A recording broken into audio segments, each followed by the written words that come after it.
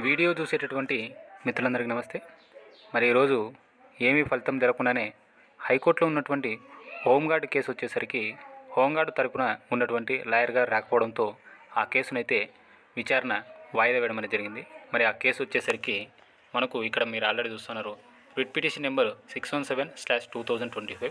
ఇది వచ్చేసరికి మనకి యొక్క కేసును వచ్చేసరికి మళ్ళీ 2 జూలై 2025 ఈ యొక్క కేసునైతే పోస్ట్ పోన్ చేయడం అనేది జరిగింది.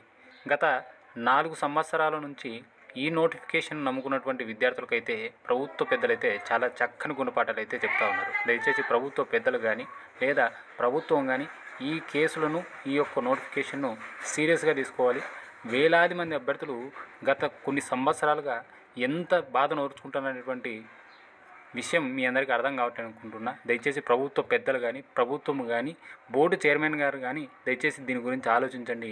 వేల మంది అభ్యర్థులు ఎప్పుడో 2021లో నవంబర్లో వచ్చినటువంటి నోటిఫికేషన్కు ఎప్పుడు కేసులు పడుతూ గత 4 సంవత్సరాల నుంచి వచ్చి మెయిన్స్ రాత పరీక్ష రాసి రిజల్ట్స్ కోసం వెయిట్ చేసేటువంటి తరుణంలో మళ్ళీ కేసులు పడి మళ్ళీ ఆ కేసులు హీరింగ్ల కోసం వారాలు ఇలా పోస్ట్ పోన్ పోతూ ఉంటే మరి విద్యార్థులు ఏ దిక్కుకు పోవాలనేటువంటి విషయాన్ని ఒక్కసారి దయచేసి గమనించండి.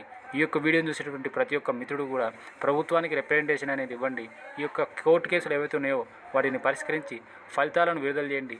ఎవరు గెలుస్తారో ఎవరు ఓడతారో అనేది అవుట్ ఆఫ్ సిచ్యువేషన్. ఇక్కడ ముందు రిజల్ట్ అనేది కనుక ప్రకటిస్తే తర్వాత ఏదనేది చెప్పేసి మనం ఆలోచించేటటువంటి అవకాశం ఉంటుంది. వీడియో కనుక నచ్చితే దయచేసి లైక్ చేయండి, షేర్ చేయండి, మనకు ఛానల్ను సబ్స్క్రైబ్ చేసుకోండి. Thank you.